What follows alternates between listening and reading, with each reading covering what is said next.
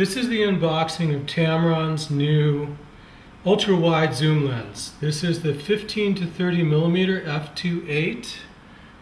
It represents about the middle range of the ultra-wide zooms in terms of cost. However, it has gotten some extremely good reviews. I bought this for Canon.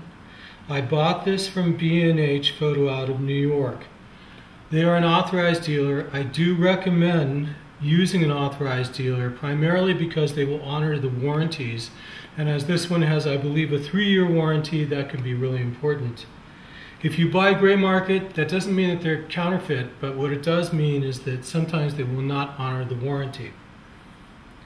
So let's begin by opening up this box. Price on this is approximately $1,200.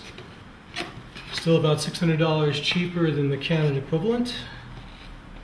And from what I understand, it's actually got some elements that actually outperform the Canon equivalent. Okay, so the first thing we have here is a little card with the serial number and the model number on it, which is very handy. We have the directions, and I'm assuming all the warranty material in here. Oh, this is very nice. Rather than using styrofoam packing like regretfully most of the manufacturers do, I've decided to use this clear formed packing. Since it's Earth Day, and I sincerely hope that this is recyclable, that's definitely a plus. I would like to see more manufacturers actually do this. Okay, bring out the lens. Now, I'd read a lot of reviews about this, so I recognized that this was going to be a weighty lens. However, I've got to say it isn't quite as weighty as I anticipated. Ultra silicone pack. Got some other material here. And pull this out. Outstanding. Great. So it feels extremely solid. The grips are very nice and rubberized.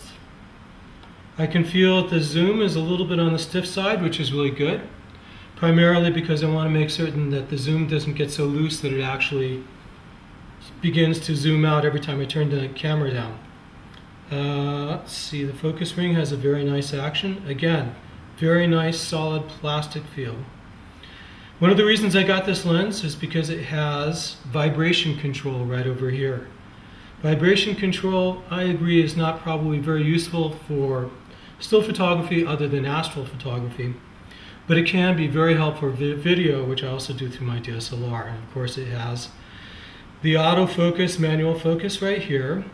What it also has is a very nice marking here, the red mark for where it actually connects to the camera, rather than searching around for it. So that's very good.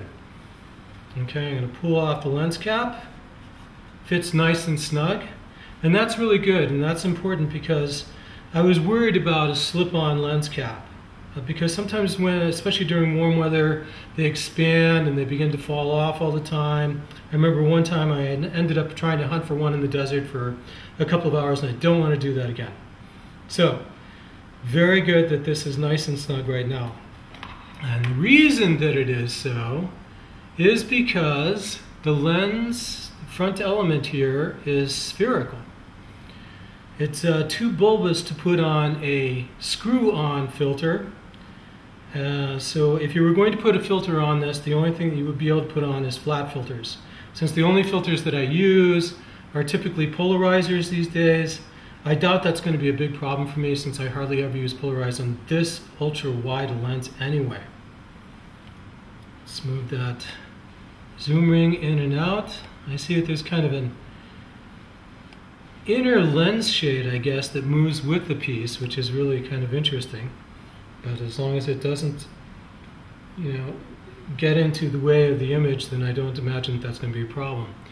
Tamron provided a fluorine covering, a fluorine covering to the front of the lens, which means that it's going to resist all sorts of grease marks and marks from your fingers. I even heard a story that they would mark these with a Sharpie and then just simply wipe them off, which is really good. The lens is not weather sealed, but they say it's moisture resistant, which can be very helpful in the field. So I'm really looking forward to that part. It's also supposed to have some really outstanding optic performance, especially towards the wide angle of the zoom and the corners of the zoom, or corners of the image once it's zoomed out all the way at 15. Let's give you an idea of what this looks like actually on a Canon body.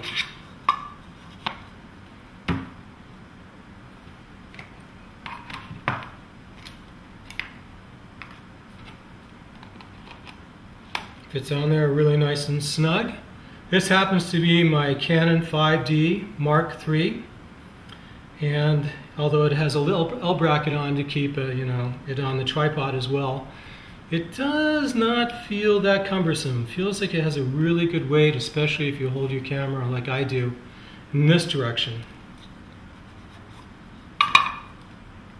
Of course, with the vibration control and it being wide angle, I can't imagine you're going to have any trouble hand holding it whatsoever, including for some very, very long exposures.